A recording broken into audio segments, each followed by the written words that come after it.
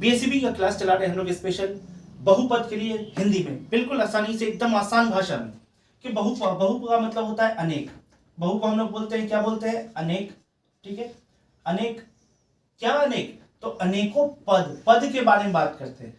पद होता क्या है? अगर हम लोग पद के बारे में बातें कर रहे हैं तो पद कहते किसको है या होता क्या है, इसके ऊपर अगर बात किया जाए तो पद कहते हैं, तो बोलता है क्या कि पद का जो निर्माण होता है वो दो चीजों से होता है। काहे से भाई? तो एक होता है चर से, दूसरा होता है अचर से, दूसरा होता है अचर से। अब ये चर क्या है? चर किसको कहते हैं?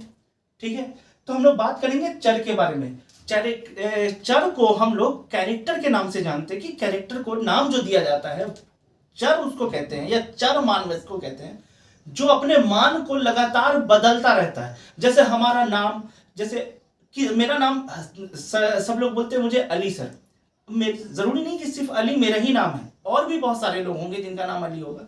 वही हमारा ये क्या हो गया? तो कैरेक्टर हो गया। इसी को हम लोग मैथमेटिक्स में चर के नाम से जानते हैं। चर का मतलब होता है जो अपने मान को बदलता रहता है, अपने मान को लगातार बदलने वाले को हम लोग क्या कहते हैं? चर। जैसे x हो गया, y हो गया, z हो गया, वगैरह वगैरह बहुत सारे होते हैं इसमें। तो x के मान के लिए या फिर y के मान के लिए, z के मान के लिए, तो इन सारे को हम लोग क्या कहते हैं? अलजेब्रा के फॉर्म में, तो इनको चर कहा जाएगा। अचर जो अपने वैल्यू को कभी भी बदलते नहीं है, जो अपने वैल्यू को कभी नहीं बदलते उनको हम लोग कहते हैं अचर। जैसे कोई भी नंबर, जैसे 2 कहीं भी जाएगा 2 ही होगा, चाहे प्लस में चाहे माइनस में। ठीक है, 3 कांस्टेंट इनको कहा जाता है। इनको इंग्लिश में क्या कहते हैं हम लोग? तो कांस्टेंट कहते हैं, कांस्टेंट। ठीक है, कांस्टेंट कहते हैं। इसको क्या कहते हैं? तो वेरिएबल कहते हैं इंग्लिश में, वेरिएबल। ठीक है, वेरिएबल कहते हैं हम लोग। ठीक है, तो वेरिएबल वैसे जो अपने आप को वेरी करते रहते हैं, कांस्टेंट वो जो कभी ना बदले। ठीक है, नियत होते हैं, इनको नियत भी बोला जाता है। इसको हम लोग अलजेब्रिक फॉर्म में इसको क्या बोलते हैं? तो अचर बोलते हैं। अब हम लोग बात कर रहे हैं किसके लिए? तो यही जब बहुपद, जब इनके दोनों से निर्माण होता है किनका? तो जो कॉम्बिनेशन ऑफ कांस्टेंट और वेरिएबल में का बोल सकते हैं कि टर्म बनाते हैं, इसी को टर्म को हम लोग क्या बोलते हैं? हिंदी में पद बोलते हैं। इसी पूरा जो खेल अभी हम लोग खेलने वाले, ये पूरा किस में आने वाला है? तो अलजेब्रिक फॉर्म में आने वाला है, बहुपद के रूप में आने वाला है। बहुपद को जो हम लोगों ने डिस्टिंग्विश किया है, बताया गया है, तो वो किस किस फॉर्म में है? तो दो तरीके से, एक टाइप्स ऑफ पॉलिनोमियल और एक होता है डिग्रीज ऑफ पॉलिनोमियल, जिसको हम लोग बोल सकते हैं कि बहुपद के प्रकार और डिग्री है किसके? तो बहुपद की डिग्री के बारे में बात करेंगे। तो 9th में हम लोगों ने प्रकार के बारे में पढ़ा। अब हम लोग जो पढ़ेंगे वो किसके बारे में पढ़ेंगे? तो बहुपद की डिग्री के बारे में करेंगे। तो डिग्री कितनी होती है? तो एक होती है रैखिक। ठीक है, रैखिक बहुपद। ठीक है, रैखिक बहुपद। ठीक है, रैखिक बहुपद के बारे में बात करेंगे। फिर उसके बाद क्या बात करेंगे?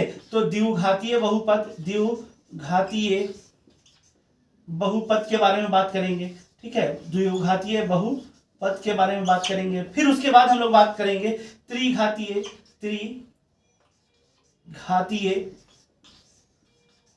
बहुपद के बारे में बातें करेंगे। ठीक है, इन तीनों के टर्म के बारे में हम लोग बातें करेंगे, किस तरीके से बात करेंगे। रैखिक बहुपद जिसमें पावर 1 होगा उसको हम लोग रैखिक बहुपद कहेंगे। जैसे 2x + 3, ये मेरे लिए रैखिक हो गया, जिसके ऊपर पावर 1 है।